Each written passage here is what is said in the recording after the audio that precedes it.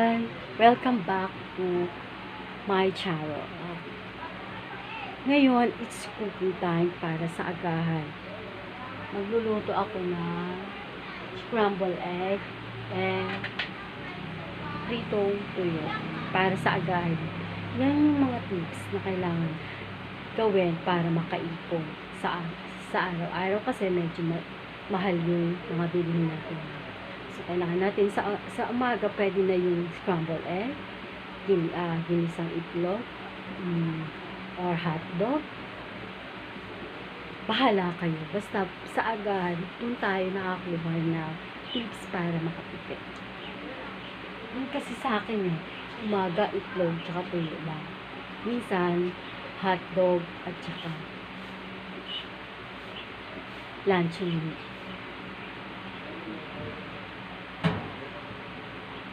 Please like, share, and subscribe to my channel.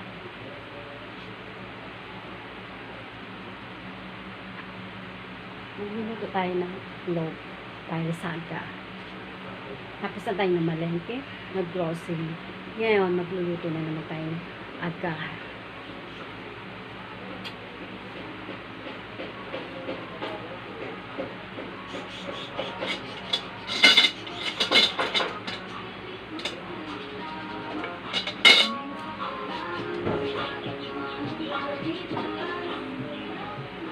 Initin natin yung kawali para hindi siya dumikit yung itlog.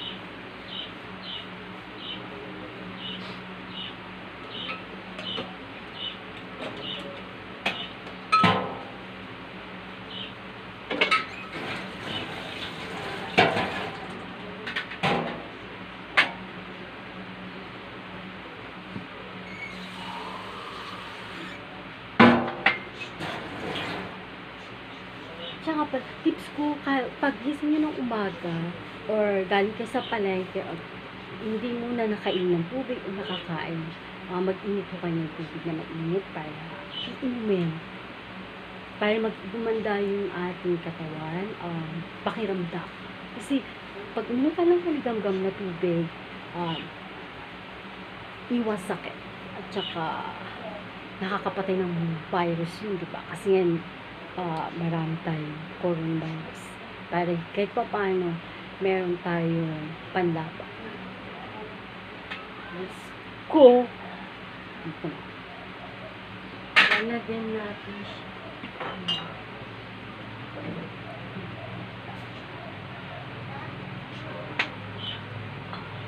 Lagyan natin siya ng mantika. Yun yung gawin nyo para makakatipid kayo sa araw-araw. Kahit sa umaga lang, tuyo, itlog, pwede na tuyo. Sa tanghali, pwede rin kayo magluto. Isasama mo na rin pang hapon para isang luto lang siya, tipid gas, at saka iwas pagod. Yun kasi ginagawa ko sa araw-araw. Pagkadating ng hapon, iniinit ko na lang siya. Diba? Lagyan natin siya ng asin.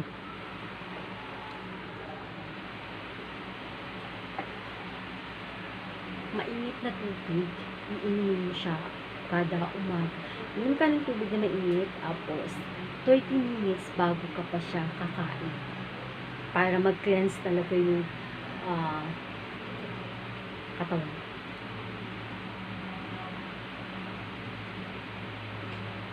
Mainit na tubig. Saka na uminom ng gatas after 30 minutes pagkainin mo ng mainit tubig.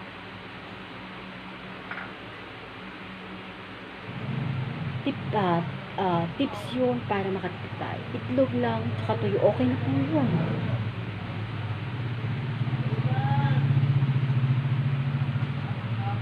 Kailangan kasi pag namalengke ka, kailangan mo sa araw-araw, kailangan mo mag-budget.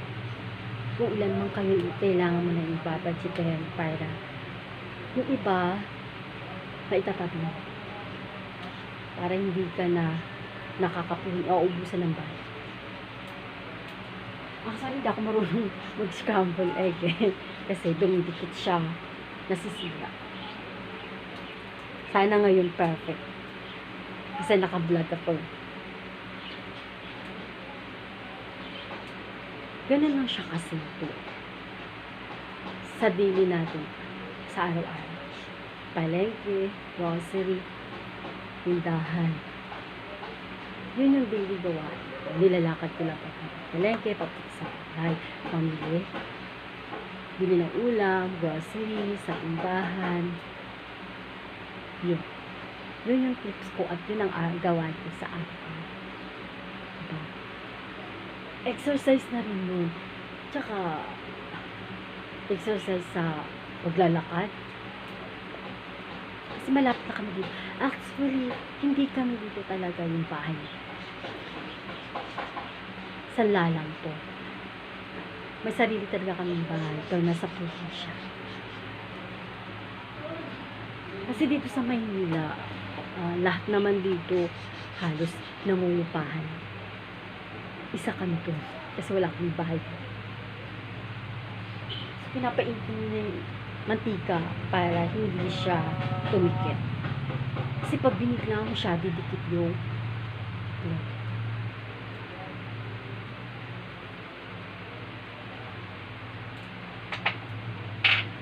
yun lang gagawin mo guys para makatipid ka. Itlog tsaka tuyo or di kaya hotdog. Dalawang klase lang dapat lulutuin nyo. Itlog or tuyo. Dali lang may bibili. Ano sa'yo tayo? Nag-vlog ako tayo.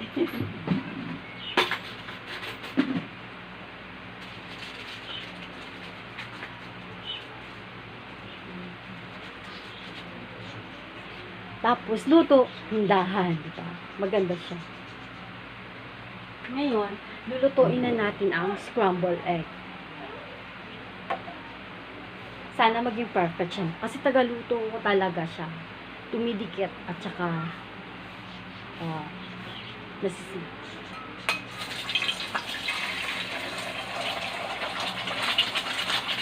Lagyan na siya ng konting asin para magkalasa.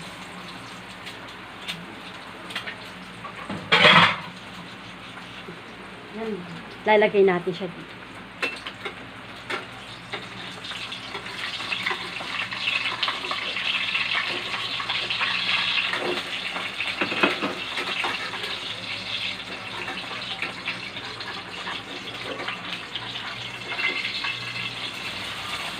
Ay, perfect siya. Siya dadorog.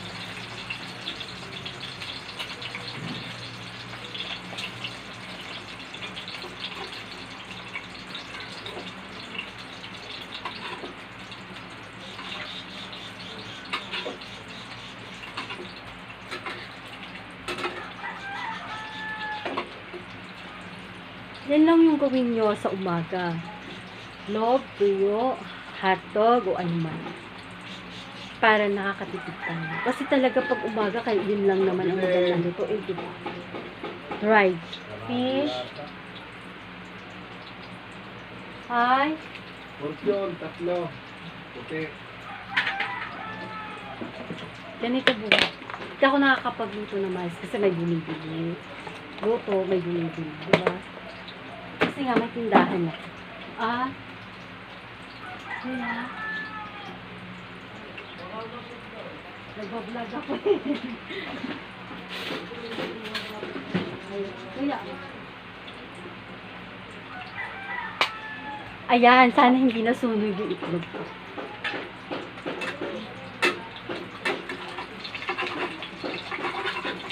Ayan. Ito na yung scrambled egg.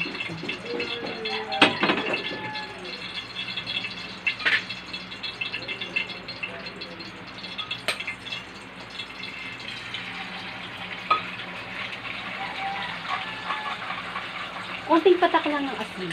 Ayan. Kasi, pag itlog tsaka tuyo o hotdog o ham, ano pa man dyan, nakakatipid tayo. Kasi, medyo mura lang siya eh. Mura lang siya. Unlike kung magluluto ka pa ng ulam, medyo mahal. So, kailangan gawin mo is, magluto ka na lang sa tanghali. Sa tanghali, damihan mo na siya para pagkagabi, iinitin mo na lang siya para may ulam pa kayo. 'Di ba? Yun siya, yun. Talil, may bibili pa. Ah, maliit.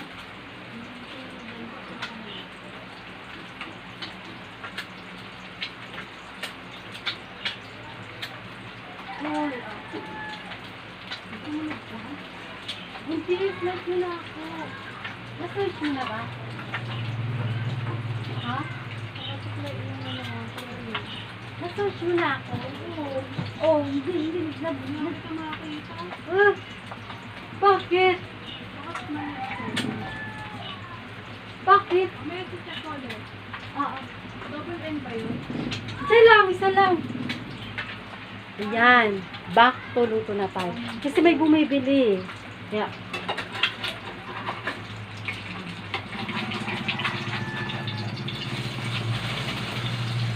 ayan. Kailangan natin magluto ng scramble egg. Kasi, dun tayo nakakatipid. Yun talaga ang tip ko. Kaya ako, kahit pa paano nakakaipon ako. Ng konti lang naman. Konti. Hindi naman siya nakakaipon. Nakakatipid lang. Or nakakapag-budget lang ako.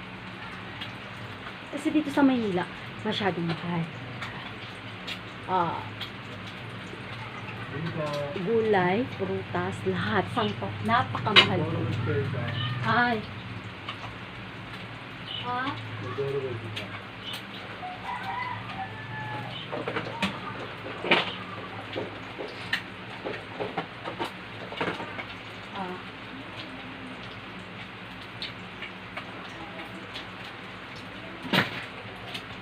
Yan. Patanggal mo siya.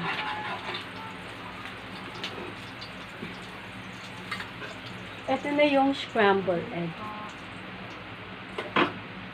Ay. Isang kopra nga po. Saka isang 25 grams. Isang? 25 grams. Nag-vlog.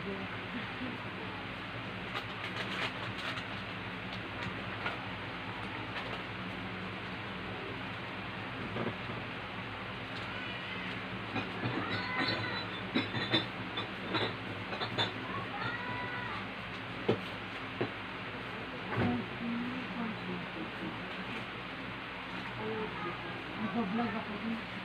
Saka yung kagabi, 11.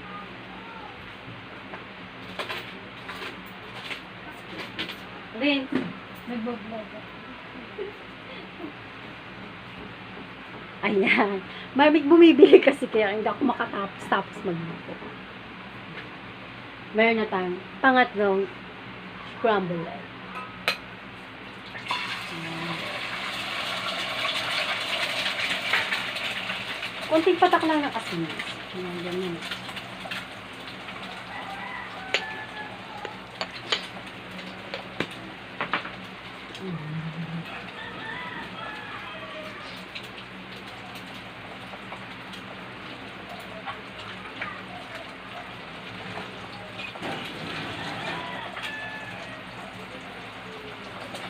Madali lang siya lutuin, di ba? Hindi pa siya nakakaubos ng oras. Pagluto mo, tapos na, iulam na kayo.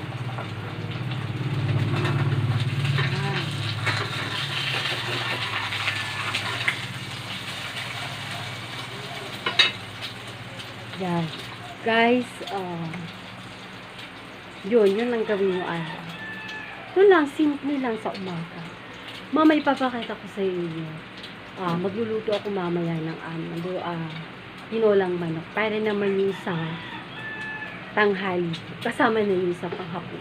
Kasi actually, dalawa lang kami. Wala pa kami.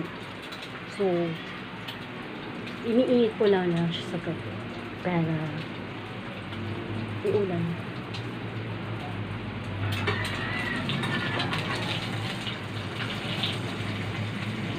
Pag may itlog tsaka tuyo, may ulam na sa umaga. Agahan na lang naman siya yung agahan talaga siya.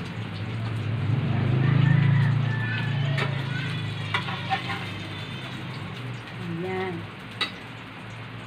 Luto na po yung scramble.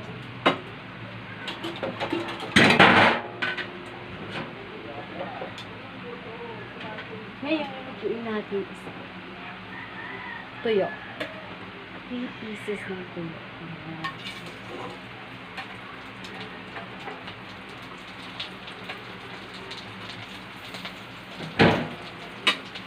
Perfect siya sa agahan. Palengke, grocery, cooking time.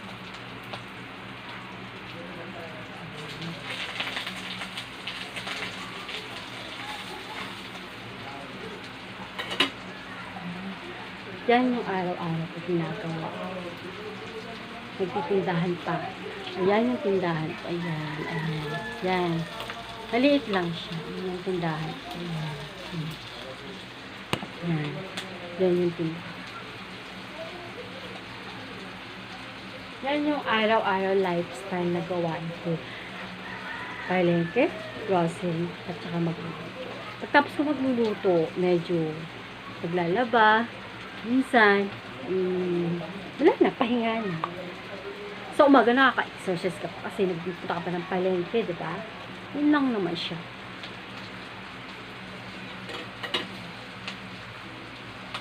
Dagdagan natin siya ng konting mantika.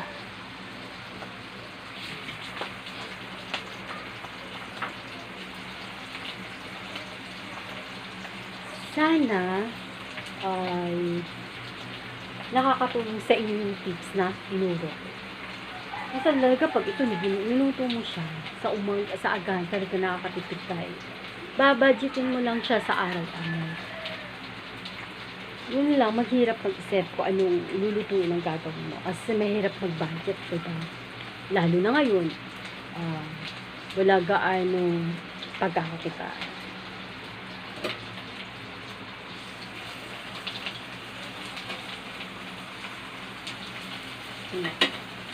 Malapit na maluto yung fried fish or yung tuyo.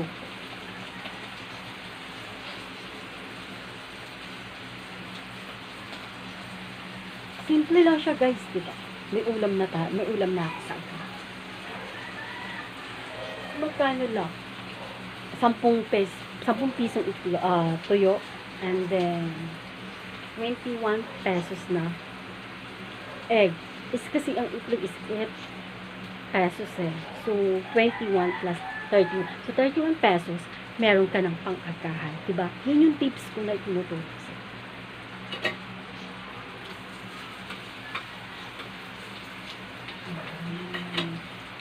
Yan.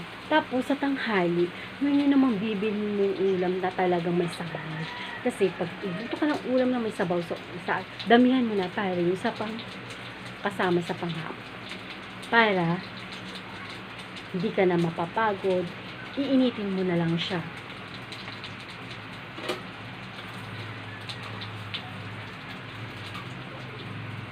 So, perfect na yung scrambled egg. Scrambled egg.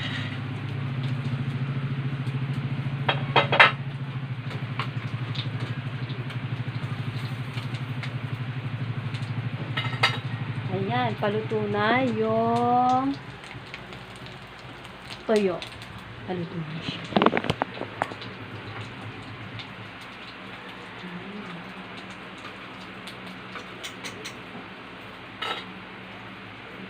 Hi. Ha? Ano to? Isang blok?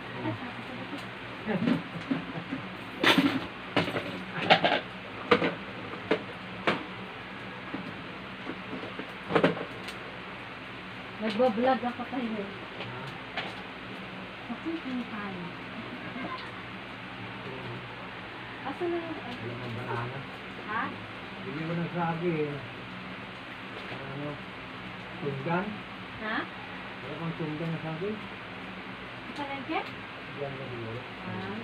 Nakuha na bumili? Oo. Yan.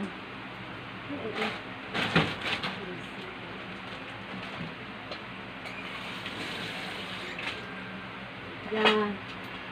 Luto na yung tuyo or in dried fish.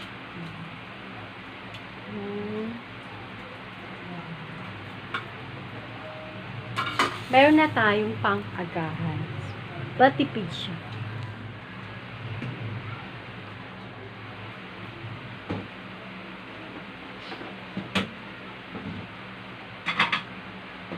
Ayan.